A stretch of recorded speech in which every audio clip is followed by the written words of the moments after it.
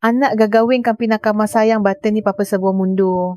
Habang nakaupo sa wheelchair, hindi pa lubusang gising ang aking katawan. Narinig ko ang boses na iyon mula sa kabilang dulo ng pasilyo, sa likod ng salamin ng nursery. Si Marco iyon, ang asawa ko. Kandong-kandong niya ang aming bagong silang na sanggol, may malawak na ngiti sa kanyang malabi. At sa tabi niya, mahigpit na nakahawak sa kanyang kamay ay si Angela. Ang nag-isa kong matalik na kaibigan. Bigla may humablo sa hawakan ng aking wheelchair. Si Mama Elena ang biyenan ko. Anong ginagawa mo rito? Baka mamalasin mo pa ang apo ko. Ikaw na malas na may cancer. Wala akong nasabi. Tangi ang mga kamay kong nakakuyom sa gulong ng wheelchair ang humigpit. Bumabaon ang malami ang matigas na baka sa aking palat, ngunit hindi ko ito binitawan. 8 taon. Ano ang gabang nangyari sa loob ng 8 taon? Bago tayo magsimula, huwag kalimutang mag-subscribe at i-like ang video na ito. May iwan din ng komento kung saan kayo nanonood at taimtim kong ipadarasal na mapuno ng swerte ang inyong buhay. Simulan na natin. Nang araw na masyuri akong May. Stage 3 stomach cancer nang inginig ang mga kamay kong tinawagan si Marco. Mahal, may stomach cancer daw ako. Stage 3. Sandaling katahimikan. Akala ko, lungko ang dahilan ng katahimikang iyon. Hoy, nakalimutan mo na ba ang deadline ng manuscript? Bahala ka diyan, tut. Sinabi ko rin sa aking biyenan. Mama, kailangan ko raw po operahan? Naku, baka mahawa pa kami sa sakit mo. Alam mo namang sikat na manunula ang anak ko. Iyon lang ang sinabi niya. Nang gabing iyon, mag-isa akong pumunta sa ospital at isinulat ang panggalan ko sa surgery consent form. Pumata ang luha sa papel habang tinitingnan ang mali naman sa naisip ko.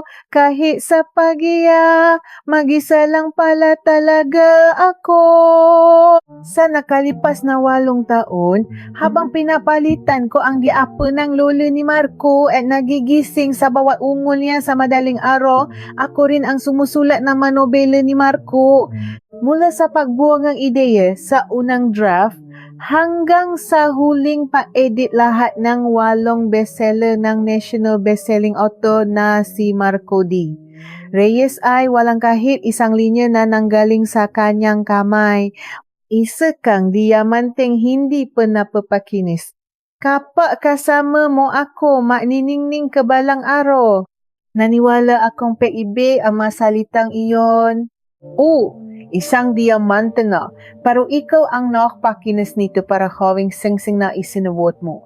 Sa likod ng salamin ng nursery, binubuo ni na Marco, Angela at Mama Elena ang perpektong larawan ng isang pamilya, isang larawan katulad ng pinangarap ko sa loob ng 8 taon, pero isang larawan kung saan wala ako.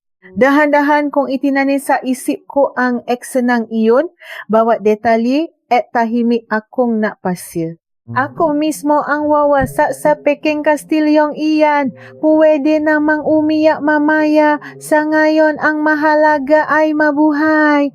Angela, halika rito. Kamuha ni Mama ang baby natin, no? Ang tono boses ni Marco ay hindi ko pa kailaman narinig. Malambing, mainit, at punong kang pananabi. Sa 8 taon naming pagsasama, ni minsan ay hindi niya ako ginamitan ng ganong boses.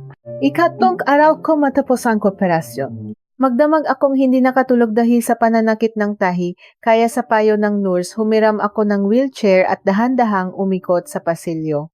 Baka raw magkaroon ng intestinal adhesion kung palagi lang ako nakahiga. Sa bawat pilit kong pabangon, sumisigaw sa sakit ang aking tahi pero natiis ako. Kailangan kong mabuhay. Hindi ko pa alam kung bakit, pero alam kong kailangan kong mabuhay. Nang marating ko ang dulo ng pasilyo, bumukas ang pinto ng elevator at lumabas si Marco. Puno ang 2 kamay niya ng mga shopping bag mula sa isang mamahaling department store, may bit-bit pang malaking lobo at buket ng bulaklak. Nakatinginan kami, isang saglit lang iyon. May dumaan sa mukha ni Marco. Hindi pa kaawa, hindi pa kakasala, kundi pa kainis.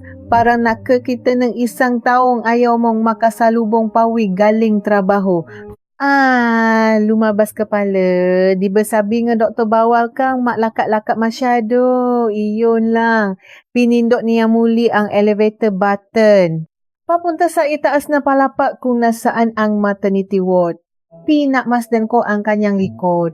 Ano kaya ang laman ng mga shopping bag na iyon? Damit ng sanggol, gamit sa stroller, maregalo para sa sanggol na isinilang ni Angela nung araw na inoperahan ako sa cancer. Hindi ko na malayang dahan-dahan ko nang itinutula ang gulong ng wheelchair. Ang maternity ward ay mas maliwanag, mas masaya kumpara sa surgical ward. May mak stiker na yapa ng sanggol sa sahih at may maririnik na iyak ng bata mula sa kungsaan. Kakaiba parang ang layo ng tunok na iyon para sa akin. Sa harap ng nursery, sa likod ng salamin, may mataong nakukumpulan. Si Marco, si Mama Elena at si Angela na nakaupo sa silyang para sa bantay sa tabingang kama. Si Angela ang mukhang pinakakomportable sa kanilang tatlo. Kahit bakas pa ang pagod sa panganganak, nakangiti siya habang tinatanggap ang bulat mula kay Marco. Si Mama Elena naman ay nakadikit ang kamay sa salamin, walang tigil sa paganga sa sanggol. Nakumana sa ilong ng lolo niya, tingnan mo ang kilay parang kay Marco. Mama, para sa akin po, kamuha ni Angela ang mga mata. Ano bang diferensya? Basta gwapo. Okay na, halika, mag-picture tayo. Naktabi silang tatlo. Itinaas ni Marco ang kanyang cellphone para sa isang selfie. Inakbayan ni Mama Elena si Angela. Sumanda naman si Angela sa braso ni Marco. Click. Isang family picture. Iyon ang naisip ko. Blanco ang isip, ngunit payapa. Iyon pala ang family picture na gusto nila, kung saan wala ako. Hindi ko alam kung gaano ako katagal doon. Nagising lang ako sa realidad nang biglang lumami ang paligid. Inalis ni Mama Elena ang tingin sa salamin ng nursery at natama ang aming mamata. Walang nagbago sa kanyang ekspresyon. Dahan-dahan siyang lumapit sa akin at bumulong, anong tinitingin-tingin mo? Nananadya ka ba? Hindi ako sumagot.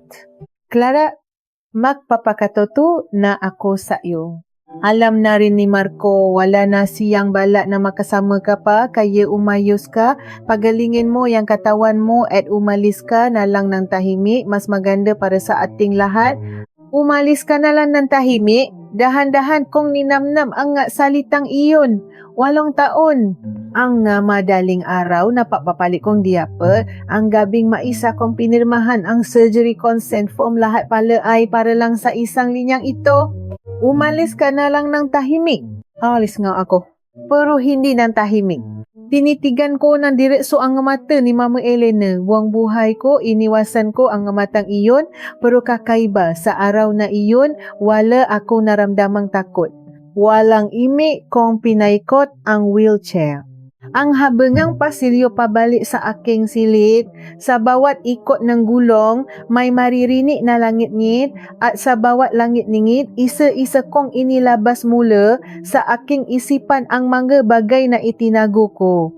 Ang nasulat kamay na manuskrito, ang mga file na may petsa at numero ng pahina, ang mga audio recording na lihim kong kinuha, ang 8 taon ng mga tala, at ang business card na iniwan ng aking ama bago siya pumanaw. Law Office of De Leon and Associates. Ate, Jose De Leon. Oras na para ilabas ang lahat. Pabukas kong pinto ng aking silid at pagiga sa kama. Sa unang pagkakataon, tahimik akong napangiti. Isang ngiting parang iyak, pero ngiti pa rin.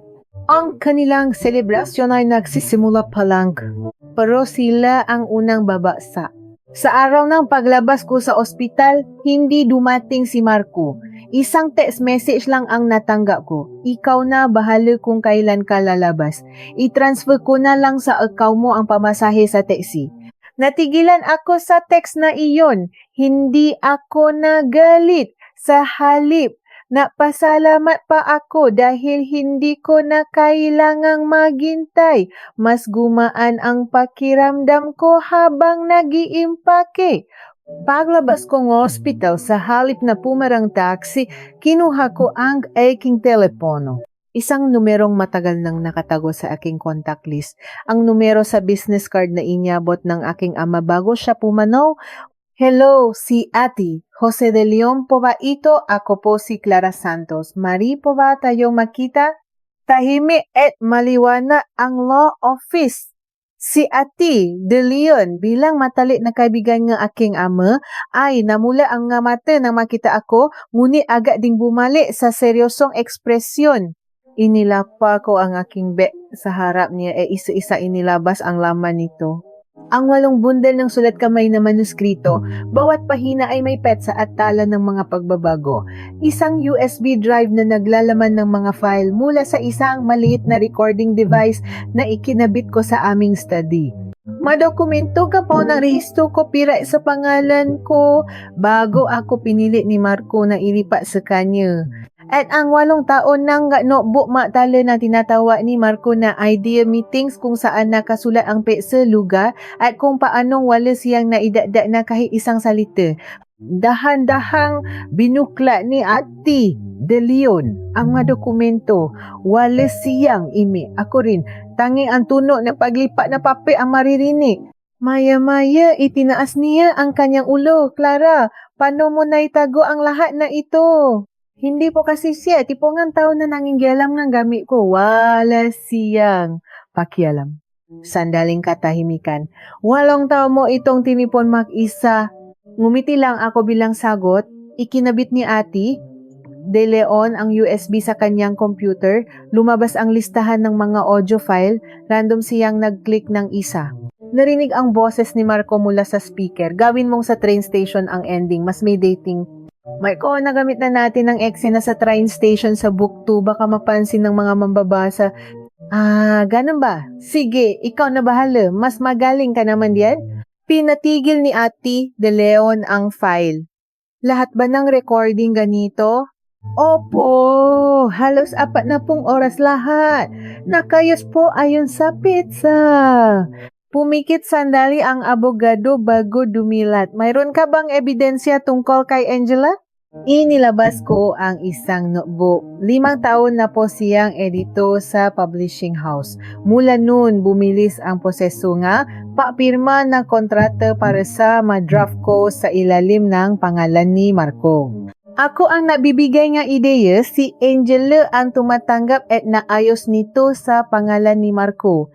Akala ko timo iyon. Tinanggap ni Ati de Leon ang notebook at dahan-dahang binasa. Bigla siyang natigilan. Clara, may access ka ba sa bank account ni Marco? Inilabas ko ang huling sobre mula sa aking bag. Photocopies ng bank statements, 8 taon ng transactions. Mula nang ikasal kami, ako po ang namamahala sa lahat ng gastusin sa bahay. Walang interes si Marco sa pera. Tiningnan ng abogado ang gas statement at mahinang napabuntong hininga. Lahat ng royalties mula sa publisher ay diretso sa personal account ni Marco. Wala kang natanggap kahit isang sentimo. Binibigyan niya po ako ng 10,000 piso kada buwan para sa pambili ng pagkain. Habang sinasabi ko iyon, ngayon ko lang napatanto kung gaano ito kakakaiba. Ang asawa ng isang best-selling author na kumikita ng milyon-milyon ay tumatanggap lang ng 10,000 piso para sa pagkain. Ang mga bagay na akala ko ay normal ay ngayon lang nagmukhang hindi tama. Ano nga bang itinuring kong normal sa loob ng 8 taon? Copyright infringement, annulment, partition of conjugal property, at isang criminal case for estafa. 4 na kasuan sabay-sabay na ring isasampa. Sabi ni Ari de Leon habang isinusulat ito. Maring tumagal ito. Susubukan ng kampo ni Marco na gumawa ng kontra-ebidensya pero depende sa kung gaano kadetalyado ang mga manuskrito mo ang kalalabasan nito. Bawat manuskrito po ay naglalaman ng buong proseso mula unang draft hanggang sa huling bersyon. Walang kahit isang pahinang may sulat kamay ni Marco. Tinitigan akong abogado. Clara, tatanungin kita ng diretso. Hindi ka ba natatakot? Naisip ako sandali. Natatakot? Naalala ko ang gabing maisa kong pinirmahan ang surgery consent form. Ang 3 taong napipicture sa likod ng salamin ng nursery. Ang masalitang ibinulong ng biyenan ko. Umalis ka na lang ng tahimik. Nakita ko na po ang pinakakatakutan ko. Tumango ang abogado. Kung gayon, simulang na nating paglabas ko opisina, malami ang hangin ng Nobyembre, masakit pa rin ang tahi ko at mabagal ang aking paglakad, pero kakaiba, gumaan ang aking pakiramdam. Parang sa unang pagkakataon, may kasama akong bumuhat sa pasan kong 8 taon na. Huminto ako sandali at tumingala sa langit. Marco, Angela, nagsisimula pa lang. 10 araw pagkatapos kong lumabas ng ospital, isinampan na ang kaso. Copyright infringement, annulment, partition of property at estafa. Sabay-sabay itong isinampa ni Ate De Leon. Wala ako sa bahay ng araw na iyon. Lumipat muna ako sa bahay ng ate ko dahilan na napapagaling pa ako. Hindi alam ni Marco kung nasaan ako. Nang hapon na natanggap ni Marco ang dokumento, tumawa siya. Ano to? Nasisiraan ka na bang ang bayi? Iba ang boses niya. Hindi na ang dating tonong pakainis at kawalang pakialam. Sa unang pagkakataon, narinig ko siyang natataranta. Pinatay ko ang tawag. Hindi na siya tumawa muli. Siguro naisip niya mas mahalagang mahanap muna ng abogado. Inasahan ko na rin iyon. Sige, nagsimula na ang laban ng bawat isa. Makalipas ang 3 araw, isang hindi kilalang numero ang tumawag. Clara, ako to, matagal na rin tayong hindi nakita. Si Gina Castro ito ngang Envil Publishing. Si Gina Castro, ang editor na humawa sa unang nobela ni Marco. Ang editor na nakatrabaho niya bago pumasok si Angela. 2 beses lang kaming nakita sa mga book launch. Bakit po kayo napatawag? Narinig ko ang tungkol sa kaso. Makikijilanga ang mundo NG Publishing. Clara, pwede ba tayong gimagita? May gusto akong gisabihin sa'yo. Naalangan ako. Maaring tausiya ni Marco, baka sinusubukan niya akong kausapin para umurong. Ngunit may iba ako naramdaman sa boses niya. Isang bagay na may nga at matagal nang itinatago. Sampo, sa isang sulok ng coffee shop, hinihintay ako ni Gina Castro. Hawa ang kanyang tasa ng kape. Isang babaeng nasa mid 40s. Mayos tingnan. Paupo ko, agad siyang nasalita. Clara, magiging prangka ako. Alam ko na. Noon pa man, hindi ako nasalita. Noong ginagawa namin ang unang nobela ni Marco, sa isang meeting para sa revisions, hindi niya masagot ang kahit isang tanong ko. Sarili niyang nobela, pero hindi niya alam kung bakit ganito ang eksena, kung bakit ganito ang desisyon ng karakter, pero sa tuwing may ibinubulong ka sa tabi niya, iyon mismo ang isinasagot niya. Naalala ko ang meeting na iyon. Akala ko kinakabahan lang si Marco. Naalala ko pa na pinagalitan niya ako pagkatapos dahil masyado raw akong apal. Noon ko pa napansin. Pero wala akong magawa. Isa lang akong editor at ang kontrata ay nakapangalan kay Marco. Kaya po, may inilabas na folder si Gina mula sa kanyang bag. Ito ang mga minutes ng meeting noon. Nakarecord lahat ayon sa petsa. Ang mga sinabi ni Marco, ang mga sinabi mo. Malinaw dito kung sino talaga ang nakakaintindi sa obre. Kinuha ko ang folder at binuklat ang unang pahina. Puno ng maliliit na sulat ang mga detalye ng meeting. Bawat pesa ay may pirma ng taong in charge. Nangingini ng bahagya ang aking makamay. Hindi dahil sa takot, kundi dahil sa ibang emosyon. Hindi lang pala ako ang nakakaalam. May isang taong nakakita pala sa loob ng 8 taon na iyon. Clara, isa pa, sabi ni Gina habang inilalapa ang tasa. Si Angela kilala ko rin siya, iisang industriya lang kami. Kasalukuyan niyang inaalo ang bagong nobela ni Marco sa 2 publishing house. Kahit alam niyang may kaso ka, gusto niyang makakuha ng kontrata bago pa mayos ang issue sa copyright. Napapikit ako. Si Angela nga, sa gitna ng krisis, mas lalo siyang bumibilis.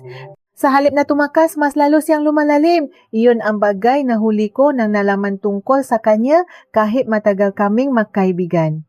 Aling mga publishing house po. Ang isa ay kilala ko ang editor, tatawagan ko siya, sasabihin kong may kaso ang copyright. Tumingin ako kay Gina. Bakit niyo po? Ako tinutulungan. Tumingin. Siya sa labas na bintana. Kapak matagal ka na sa trabahong ito. Clara, malalaman mo kung sino ang tunay na manunulat. Nakikita mo sa mata nila. Kay Marco, hindi ko iyon kailanman nakita. Sa iyo mula pa noong una tayong makita. Gusto ko lang kahit huli na napumani sa tamang tao. Hindi na ako natanong pa. Tumango na lang ako. Salamat po. Tahimik kong sinabi sa aking isip. Habang pawi sa bahay ng ete ko, tinawagan ko si Ate De Leon. Attorney, may bago po akong ebidensya. Minutes ng meeting. 8 taon. San Helen? Sa unang edito ni Marco, siya mismo ang nagbigay. Sandaling katahimikan. Clara, ito na. Mananalo tayo sa labang ito.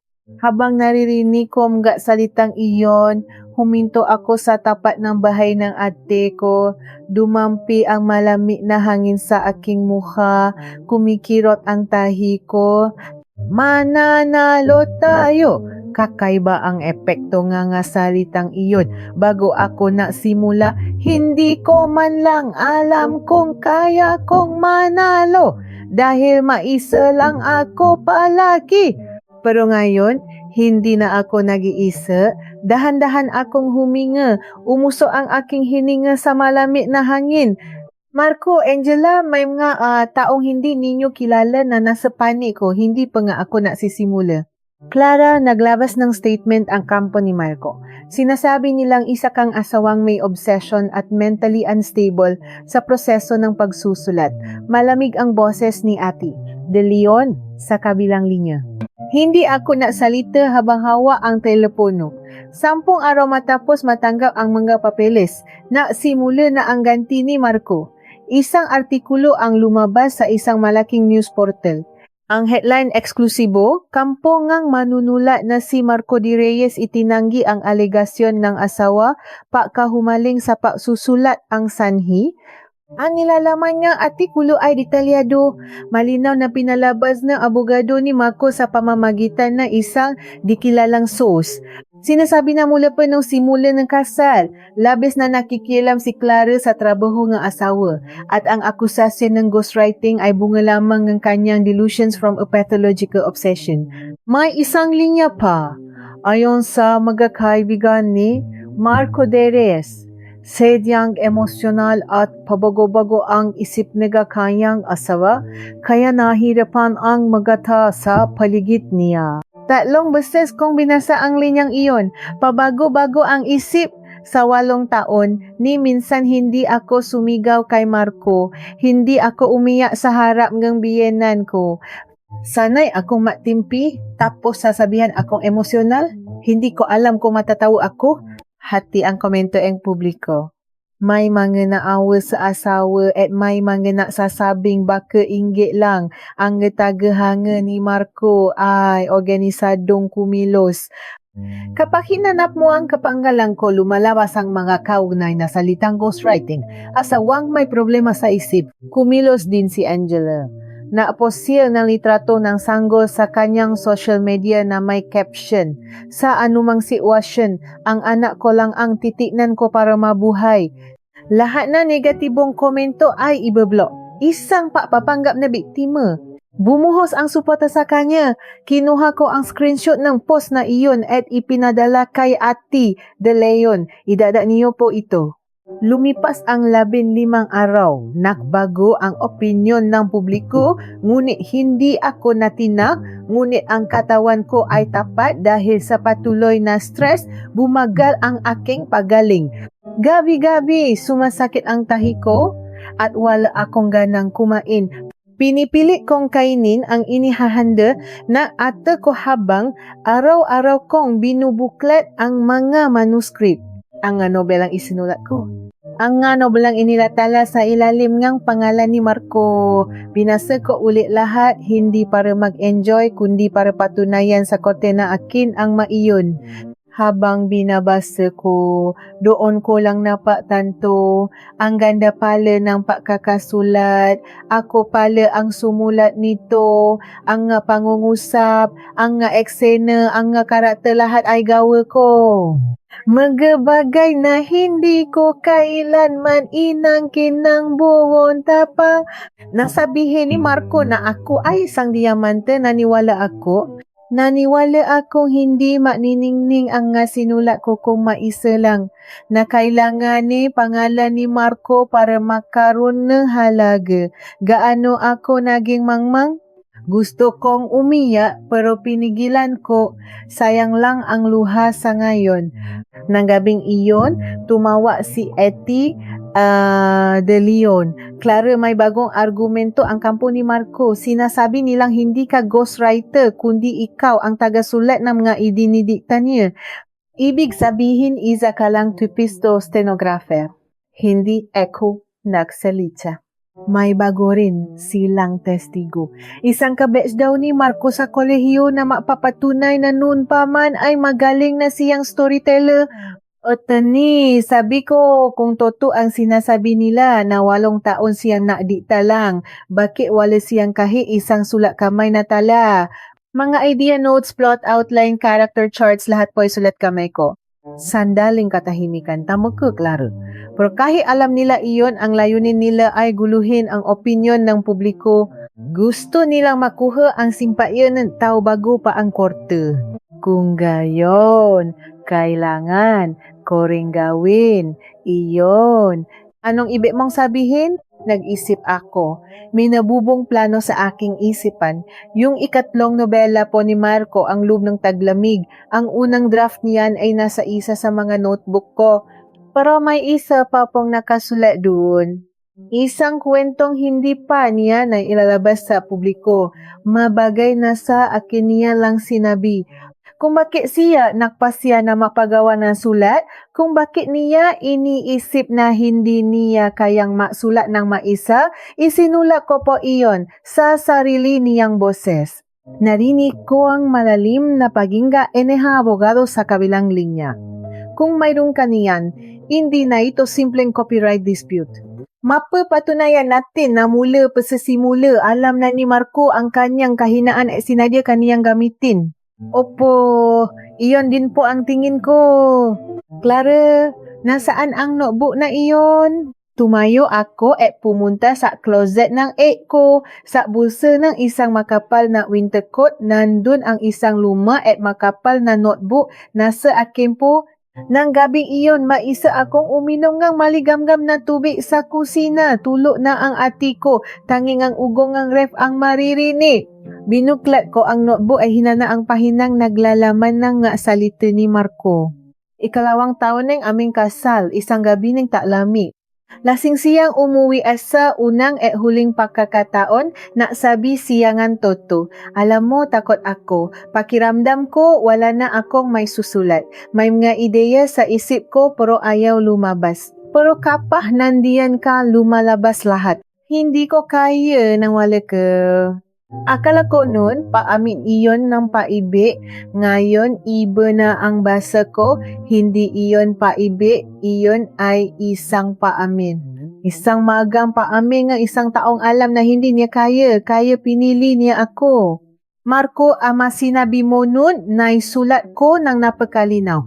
Isinara ko ang notebook at tahimik na naupo. Ang lamig ng gabi na Nobyembre ay lumalalim sa labas. Kumikirot pa rin ang tahi ko, pero payapa ang aking kaluban.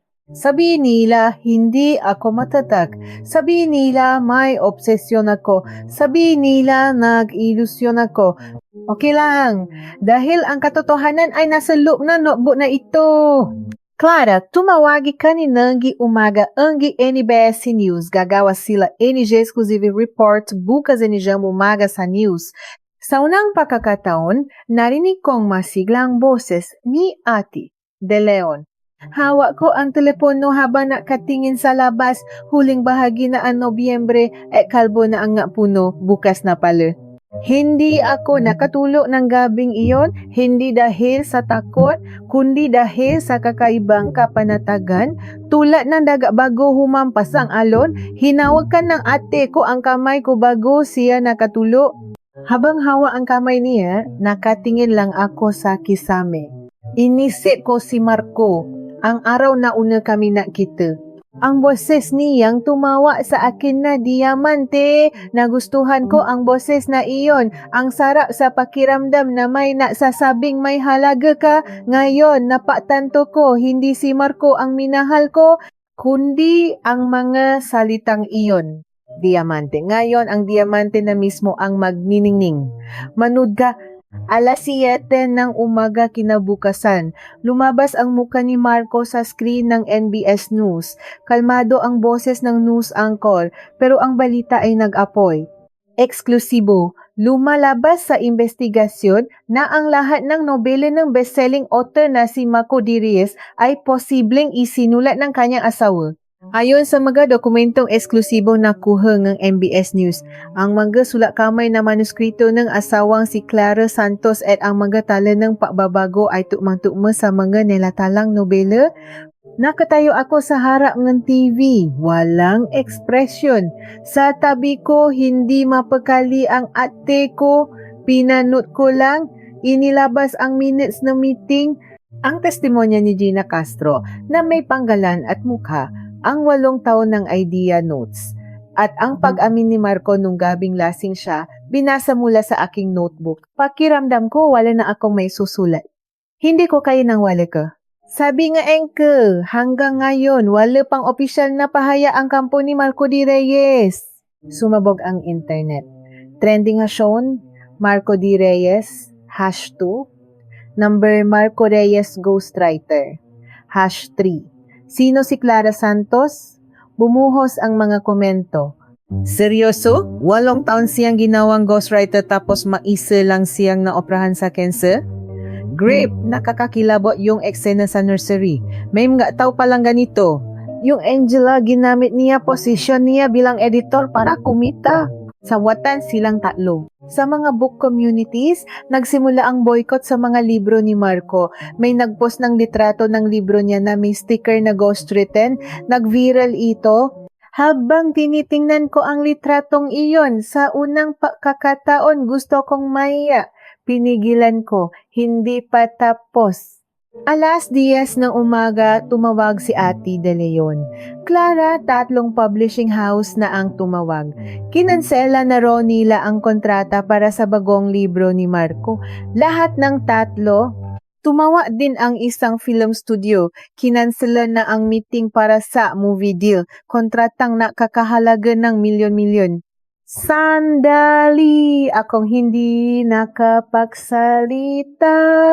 Si Mama Elena po. Ang credit cards ni Gang. Elena Reyes na freeze lahat kahapon. Inilipat pala ni Marco ang lahat ng assets na sa panggalan ng ina niya. Pero inaprubahan ng korte ang ating writ of preliminary attachment kagabi. Nang hapong iyon, sa unang pagkakataon pagkatapos ng operasyon, lumabas ako para maglakad. Walang partikular na dahilan, gusto ko lang maglakad. Dahan-dahan ko nilibot ang aming lugar. Biglang tumunog ang telepono ko. Hindi kilalang numero. Sinagot ko. Isang pahinga muna ang narinig ko. Tapos, isang boses. Clara. Si Angela. Huminto ako. Ako to. Makita tayo, please. May sasabihin ako. Hindi ako sumagot. Clara, makinig ka. Biktima lang din ako. Ginamit lang ako ni Marco. Ang ginawa ko bilang editor, trabaho lang yun. Hindi ko intensyong agawin ang magasinulat mo. Angela, kalmado ang boses ko. Sa korte mo na lang sabihin yan. Pinatay ko ang tabak, hindi nang khanek ang mga kamay ko, hindi rin mabilis ang tibok na puso ko, naklakat lang ako. Angela, sa loob ng 8 taon, dapat sa numerong ito napunta ang tawa mo. Huli na ang lahat. Sa balita sa gabi, may bagong eksena. Isang kamera ang nakatuto sa harap ng isang mamahaling butik. Isang babae ang nakikipagtalo sa cashier matapos tanggihan ang kanyang credit card. Kahit malabo, kilala ko siya. Si Mama Elena, anong ibig mong sabihin na declined i-swipe mo ulit? Mali yan. Pasensya na po, ma'am. Sinubukan na po namin pero hindi po talaga gumagana. Hindi mo ba ako kilala? Nanay ako ni Marco de Reyes. Si Marco, hindi nakbaho ang ekspresyon ng cashier. Ang makaibang customer ay naksimula ng tumahan. Itinaas ni Mama Elena ang kanyang buses, ngunit nang makita ang kamera, tinakpan niya ang kanyang mukha at mabilis na umalis. Tumingin sa akin ang ate ko. Clara, guminhawa ba pakiramdam mo? Nag-isip ako, gumihawa ba, kakaiba, hindi walang tuwa. Kung isipin ko ang mga sinabi niya sa akin, dapat ay galit na galit ako. Pero ngayong nakikita ko siyang bumabaksa, wala akong maramdaman. Masyado ko na ba siyang kinamuhian kaya nabos na ang emosyon ko? O dahil hindi pa ito ang tunay na katapusan? Hindi ko pa alam, ate, sagot ko, marahan niya akong tinapi sa balikat. Nang gabing iyon, na-text si Marco, kapag ginawa mo to, tapos ka rin, alam mo namang wala ka kung wala ako. Kinuha ko ang screenshot ng text, ipinadala ko kay ate. De Leon na may mensaheng idagdag po, threat message. Ibinaba ko ang telepono at natulog. Marco, tingnan natin kung wala nga ba ako. Malalaman mo rin. Sa loob ng 4 na araw matapos ang balita, nagtago si Marco, naka-private na ang social media niya at ang tanging sinasabi ng publisher ay iniimbestigahan pa ang katotohanan. Ang matagahangan niya noong una ay pinagtanggol siya, ngunit nang lumabas ang testimonya ni Gina Castro at ang sulat kamay na manuskrito, nabago ang ihip ng hangin. Iba nga ang sulat kamay. Napakilala na ang edito. Paano magiging kasinungalingan to? Paano may refund? Binili ko lahat ng 8 libro. 2 beses naglabas inihipayag ang abogado ni Marco pero lalo lang lumala ang sitwasyon. Muling napakita si Marco sa ika-4 na araw ng kanyang pagtatago. Isang biglaang book signing event. Siguro, sinusubukan niyang iligtas ang natitira niyang kontrata sa isang bookstore sa Maynila. Ngunit sa halip ng mga tagahanga, mga mamahaya ang naghihintay sa kanya. At isa pang grupo nga na taong tulad ko ay nagtiis sa kani-kanilang paraan, mga taong gustong mabawi ang barang ginastos sa mga libro niya. May mga bit-bit na plakad. Hinarap ni Marco ang eksena ng iyon sa pasukan. Sabay-sabay siyang tinutukan ng kamera. Mr. Reyes, inaamin niyo po ba ang ghostwriting? May mensahe po ba kayo para sa asawa ninyong si Clara Santos? Kailan po nagsimula ang relasyon ninyo ni Miss Angela? May sasabihin sana si Marco pero natigilan siya. Sunod-sunod ang flash ng camera at sa sandaling iyon gumuho ang expression ni Marco. Habang pinapanood ko ang video, matagal kong tiningnan ang mukha niyang iyon. Galit ba o takot? Bigla siyang sumigaw. Layas, lahat kayo, at iwinasiwas niya ang libro niya mula sa mesa. Tumabo ang staff para pigilan siya. At sa gitna ng kaguluhan, dinampot ni Marco ang isang box cutter na nasa mesa. Hindi niya siguro alam kung ano ang gagawin dito. Pero sa sandaling iyon, naging magulo ang bookstore. May mga sumiga. Dumating ang nga pulis. Marco de Reyes arestado. Ang eksenang iyong ay live na ipinalabas. Pinanood ko ang balitang iyon sa sofa ong bahay na at ko. Si Marco nakaposas isinasakay sa police car. Nakayuko tinatakpan ang muka. Hindi ako makapaniwalang siya pa rin ang taong nakilala ko 8 taon na ang nakalipas. Clara, okay ka lang? Tanong ng ate ko. Kinuha ko ang remote at pinatay ang TV. Kakaiba. Hindi ako naiya. Hindi rin natatawa. Pakiramdam ko lang may isang bagay na natapos para nakbaba na isang mabigat na pasanin pero ang pakiramdam ay hungka. 8 taon kaming naksama. Bakit wala akong maramdaman, hindi lungkot, hindi rin ginhawa, malayo lang. Tumayo ako at pumunta sa kusina. Kumuha ako ng isang basong tubig at dahan-dahang ininom at mula sa aking bag inilabas ko ang nga blangkong papel. Narinig ko ang balita tungkol kay Mama Elena makalipas ang 2 araw. Nektek si Ate De Leon, si Geng. Elena Reyes nagsimula na raw magtrabaho bilang caregiver sa isang home for the aged.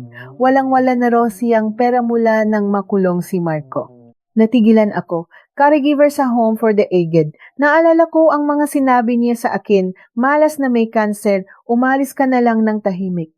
At ang 8 taon kong paaalaga sa lola ni Marco nang walang reklamo, iyon na ngayon ang trabaho niya. Talagang mapaglaro ang tadhana. Hindi ako nalungkot, hindi rin ako natuwa. Naisip ko lang umiikot talaga ang mundo. Ang balita tungkol kay Angela ay dumating kahit hindi ko hinanap. Matapos makulong si Marco, sumabo ang social media niya. Ang dating sumusuporta ay tumalikod na. Si Angela ay tinanggal sa trabaho at naiwan kasama ang sanggol sa isang maliit na apartment, sabi ni Ate De Leon. Pareho na raw silang nagsisisihan ngayon. Iyon ang inaasahan kong mangyayari. Iyan ang resulta kapag interes lang ang nagbubuklot sa matao. Tiningnan ko ang blangkong papel sa harap ko. Nang gabing iyon, sa unang pagkakataon, isinulat ko ang unang pangungusap ng nobelang ilalatala sa ilalim ng aking pangalan. Isang maikling pangungusap pero matagal bago ko naisulat. Dahil lahat ng isinulat ko noon ay para sa pangalan ng iba. Ang unang pangungusap na para sa akin ay dapat na iba. Matapos ang matagal na pag-isip, kinuha ko ang panulat. Ang nakalitas ay may karapatang magsalita. Pagkasulat ko niyon sa unang pagkakataon, umiyak ako, walang tuno, hindi ito ang mga luhang pinigilan ko sa loob ng 8 taon, hindi luha ng hinanakit, kundi luha dahil sa wakas makakapagsimula na ako. Dahan-dahang pumasok ang ate ko sa kwarto at umupo sa tabi ko. Hinagot niya ang aking likod. Habang umiyak, mahigpit kong hinawakan ang papel. Clara, pagkakataon mo na. Ma'am, pwede po pasin. Dahan-dahang inilahad ng isang staff ng bookstore ang isang libro. Sa pabalat na kasulatang panggalan ko, Clara Santos, ang tinig mo nakaligtas. Kinuha ko ang panulat at dahan-dahang pumirma. Hindi nangingini ang makamay ko. Ang pitsa nga paglunsad ay eksaktong 1 taon matapos ang kaking operasyon sa cancer. Sinadya ko iyon. Ang kamay na maisang pumirma sa surgery consent form ay ang kamay na pipirma sa nobelang may pangalan ko 1 taon ang makalipas. Nang umaga ng publication day, isang artikulo ang nasa front page ng news portal. Unang nobela ni Clara Santos na ang tinig ng nakaligtas, bestseller agad sa unang araw. Habang binabasa ko iyon, nagluluto ng sopas ang ate ko sa kusina. Isang ordinaryong sopas sa isang ordinaryong umaga, pero para sa akin, napaka-espesyal nito. Niyaka ako nga eko na mahigpit. Niyaka ko rin siya. Mabilis ang naging tugon ng mga mambabasa, nagsimulang lumabas sa social media ang mga litrato ng libro. Umiyak ako habang binabasa ito. Natigilan ako sa linyang ito. Ang mga bagay na isinulat ko ay hindi sa akin. Hindi dahil hindi ko pag-ari, kundi dahil wala lang itong pangalan ko. Salamat Clara Santos sa pananatiling buhay. Natigilan ako sa huling komento. Salamat sa pananatiling buhay. Hindi ko naman sinadyang lumaban para mabuhay. Nagtiis lang ako para hindi gumuho. Pero para sa iba, ang pagtitiis kong iyon ay isang bagay na dapat pasalamatan. Puti na lang ang nagtiis ako. 1 buwan pagkatapos, pumirma ako sa mga papeles para sa pagtatatag ng isang foundation, Clara Santos Literary Foundation. Isang foundation para suportahan ang mga bagong manunulat na tulad ko may talento, ngunit walang pagkakataon. Ginamit ko ang kalahati ng perang nakuha ko mula sa makasubilang paunang pondo. Ang balita tungkol kay Marco paminsan-minsan ay naririnig ko. Nahatulan siya ng maraming taon sa bilangguan. Ang nga libro niya ay tahimik na nawala sa mga bookstore. Si Angela umuwi ro sa probinsya kasama ang anak. Iyon lang. Si Mama Elena, ang huling balita ay nagtatrabaho pa rin sa Home for the Aged. Hindi ko alam kung kumusta na siya. At sa totoo lang, hindi ko na gustong alamin. Ang enerhiya para sa gali ay gagamitin ko na sa iba. Pauwi ako mula sa pagpirma ng kontrata para sa aking ikalawang nobela. Maaraw, Marso na, tapos na ang taglamig. Sumasakit pa rin paminsan-minsan ang tahi ko, pero nakakahinga na ako ng maluwa.